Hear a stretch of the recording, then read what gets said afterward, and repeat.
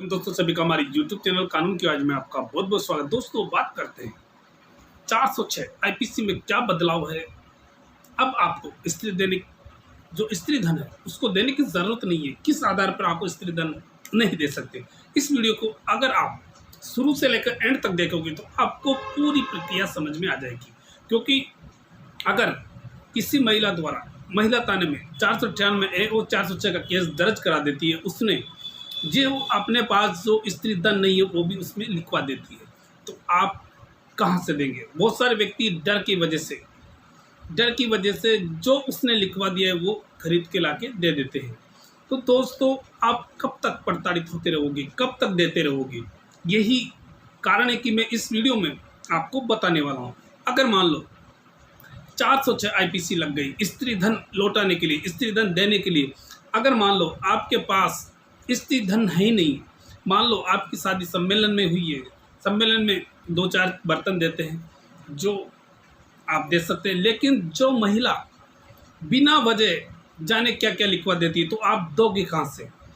क्योंकि अगर ऐसा लिखवा देते हैं तो आप डरे नहीं, मतलब या तो पुलिस वाले 406 में चालान पेश कर देंगे और क्या होगा।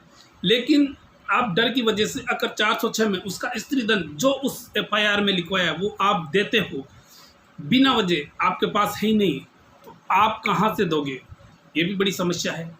इसलिए दोस्तों आप भी ऐसे 2-4 एविडेंस करा दीजिए जिससे ये लगे कि इसकी शादी सम्मेलन हुई है, इसकी शादी घर पे हुई है, ये है बर्तन, ये दिए। अगर मान लो ये सारी चीज़ें होने के बाद आपके चालान भी पेश हो जाता है या नहीं होता है, सारी चीज़ चलती रहती है। लेकिन मान लो बहुत सारी महिला अपनी ननद का सामान स्त्री धन जैसे जेवर हो, चेन हो आदि भी लेके चली जाती है, तो महिला या सास स्त्री की वो भी उसके खिलाफ 406 में मुकदमा दर्ज करा सकती है। क्योंकि वो भी क्रॉस करा सकती है कि इस लड़की ने घर जाने से पहले मेरे ये है सामान इन्होंने ले गई, मेरे स्त्री धन इसके पास है, तो वो भी मुकदमा दर्ज करा सकती है। मान लो इस तरह से मुकदमा दर्ज हो जाता है तो दोनों आपसी में उलझ जाते हैं। उलझने से यह हो सकता है दोनों व्यक्तियों के खिलाफ केस हो जाता है, तो या तो दोनों के मिल बैठ कर समझौता हो जाता है या केस आगे चलने लग जाता है।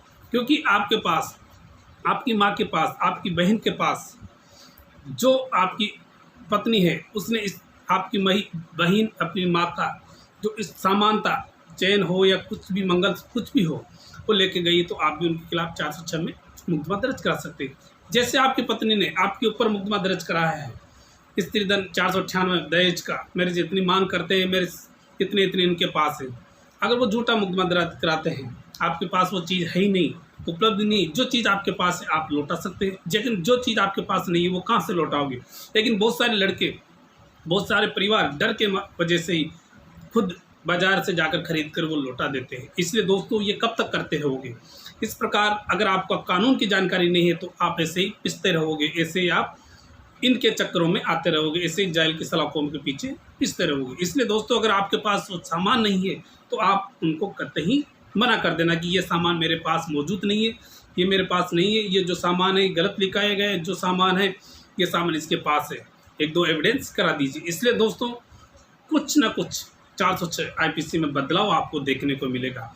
अगर आप कंटेस्ट करते हो, अगर आप डर जाते हो तो कोई बदलाव देखने को नहीं मिलेगा। अगर आप ऐसा करते हो तो 406 आईपीसी में बदलाव आप ला सकते हैं, बदलाव देखने को मिल सकता है। अगर आपकी माँ अपनी बहन का कोई स्त्री धन उस महिला आपकी पत्नी जिसने 498 का केस किया है वो ले जाती है, तो आप भी क्रॉस में ऐसा करा सकते हैं, जिससे दबाव बनाकर समझौता कर सकते हैं। इसलिए दोस्तों अगर ये वीडियो आपको अच्छा लगे तो अपने दोस्तों के साथ इसे शेयर करें और ऐसे नए वीडियो देखने के लिए हमारे चैनल को सब्सक्राइब करना ना भूलें। Thank you.